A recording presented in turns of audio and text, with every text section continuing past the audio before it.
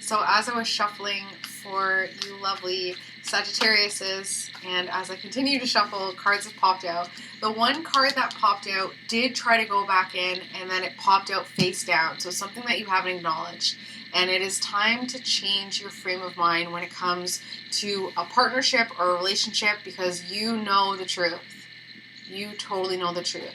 So that being said, there's a lot of stuff going on in the sky right now that I'm going to talk about, and it pretty much all affects you. So the first thing, March 1st, we have a full moon in Virgo, okay? So this full moon in Virgo is a time to really release any fears or obstacles when it comes to your day-to-day. Your diet, your exercise, your routine, your coworkers, your job, not your career, just your job, your daily routine. So releasing some stuff so that you can start bringing in some new positive energy, especially just in time for the season change. I'm so happy that it's finally March. Like, February was brutal. February was brutal.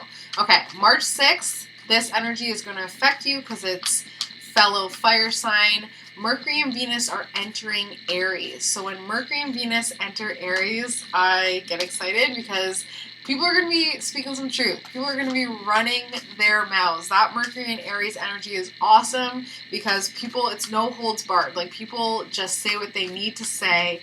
And then Venus entering Aries, people are doing what they want to do. And they're doing what they love to do. So it's really going to be a truly honest time around March 1st, March 6th, where people are just getting more real with you. And as a Sagittarius, that's something that you appreciate more than anything, which is truth, especially universal truth. So what's really impacting you, Sagittarius, is come March 8th, Jupiter, your ruling planet, is going retrograde. So, you guys have felt this energy before. You guys have definitely felt this energy before last year, and we talked about it. And it was retrograde for quite some time.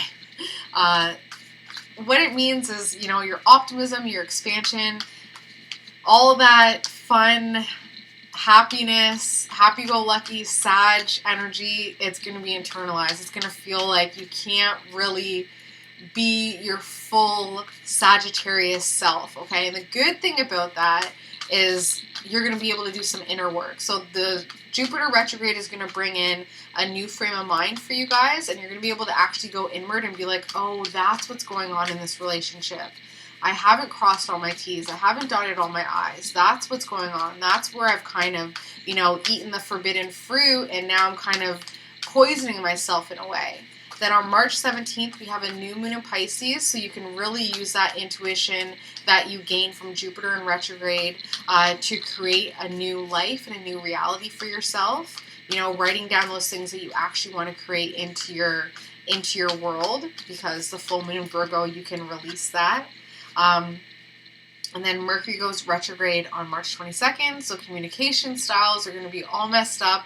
Although people are going to be talking a lot because it's in Aries and they're going to be speaking their truth, getting the message across is going to be that much harder, okay? So you're going to be speaking your truth, but because Jupiter is retrograde and Mercury is retrograde, it may not come across as how you want it to come across. And because this is also a universal year 11, people are a lot more sensitive. So just be cognizant of that.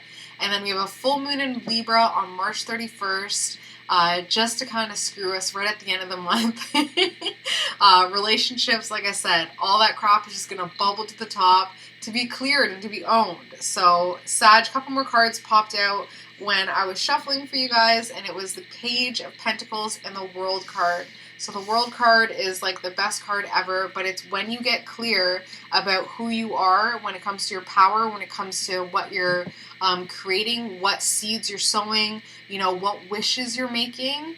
That's the most important thing. So really focusing on your frame of mind when it comes to what you know in this relationship, and with that knowledge, creating something very positive, making wishes off of that. So that is what is going on right off the bat, and also with astrology. The theme of this reading is you manifesting out positivity, but also kind of a little bit confused over, the balance or lack thereof in your life. That family is doing well financially, but there's a sudden crazy change where it's like, maybe I should kind of make some changes about the energy I'm putting out there and focus on new ways of making money, but I'm afraid of moving on and letting go because I've been enjoying what I've been doing right now. I've been really having fun with what I'm doing right now. And that's the energy that you're putting out there. You know, that unwillingness to change is just putting everybody at a standstill, everybody at a kind of blocker there. It is time to get the message through to other people that you want to start making some changes and that you need to make some changes, because that change that came in already was such a huge blow to the family unit and to how everybody felt secure and positive and established, and now it is time to make some steps forward. The good thing is that you're still very positive, and soulmate is back in the reading. So when it comes to the theme, what does your soulmate have to do with your work? How is the soulmate affecting your job, your work, the energy that you put out into the world, okay? How is your soulmate affecting your family and your family's security? Okay, it's time to get really clear about that, because the obstacle and the aid to your soulmate is these investments, is what you've been sitting on, the growth that you've put into the ground, and that you're just like, okay, now it should be able to grow. I shouldn't have to change my job. I shouldn't have to make all these adjustments because for so long I've been working hard. But then this change came in and it's like, well, you actually have to change. And it's like, well, I shouldn't have to because I've invested so much over here. And the soulmate is the obstacle and the aid to that. So it's your soulmate is hindering that attitude, but also helping that attitude as well, okay? Subconsciously, you're feeling very empowered. Like I said, subconsciously, it's like, I've worked hard.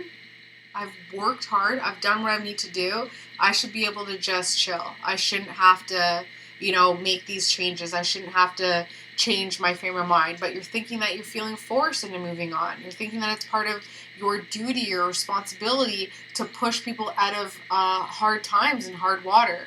And it's really not fair. It's really not fair. And it's really just because of your strength. It's really just because of how strong you've been for so long that people now kind of expect that out of you. You right now this is who you are to other people. Abundant, happy, optimistic, got it all together, focus on finances, worked your way up, doing your thing, and now they're like, where are you going? This huge change came in. It's affecting the family. Are you still positive? Are you still optimistic? Are you still balanced? And it's like, well, why do I have to make the changes? I was having fun. I don't want to have to move on from the responsibilities that I had. You're feeling a little bit forced into it, and it's just because of how people are looking at you. Family and friends are like, well, the past, they're fighting for that past. It's like, well, no. Hope and fear. Who's this person? Is this a person that's really making you feel like you can't move on? Really making you feel like you kind of have to stay in this spot here? This person's so emotional about it as well. This person that you're tied to in some way, who has continued to take these leaps of faith and just jumping into situations, and you've always been that bubble of optimism to kind of protect them whenever they leapt, whenever they took that jump. It is time to just allow this person to understand that you're not going to always be their savior. That you were having fun, you were enjoying what you were doing. Once you recognize that you're feeling like you have to move on from something, that you have to let go, that you have to be the one, that it's your responsibility to make these changes, it's just going to bring a whole lot more of opportunities for you. It's going to bring a whole lot more opportunities. And that's not necessarily a bad or good thing. It could just overwhelm you, could just kind of take away from your fun, but no matter what, a cycle of change is coming in. So all of that change came, it's not done yet, it's not completed. That change is coming in like a wrecking ball and it hasn't fully accomplished its task. Okay, so it is time to get new frame of mind when it comes to this relationship and these changes, because your soulmate is here being like, and you're being like, I should be able to just sit on this. I should just be able to sit and chill for like a little bit. I shouldn't have to make even more changes and walk away. And that's where that Jupiter retrograde is going to come in and really internalize everything. So what do the Sages, what guidance do the Sages need to know for March 2018? Whoa. Sagittarius, March 2018.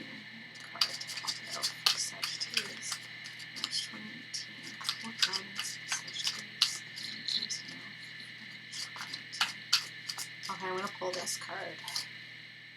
Apologize.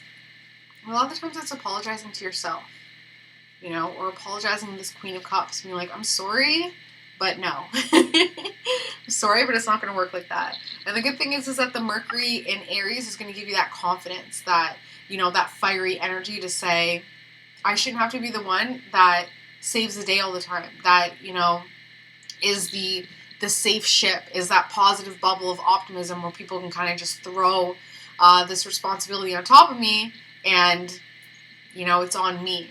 Although you do like the authority. You do absolutely like the authority, and it really just is because of the strength that you brought in and because of this persona that you're putting off. So it's coming from a positive place, but it's also not very balanced. It's not very balanced. So that being said, what I'm offering right now, Sages, is free photo readings. So send me your photos, especially this Queen of Cups. Let's see who this person is. Let's see what's going on here. Just doing intuitive photos just for fun, just to see what's going on. And as always, you can contact me for a personal reading.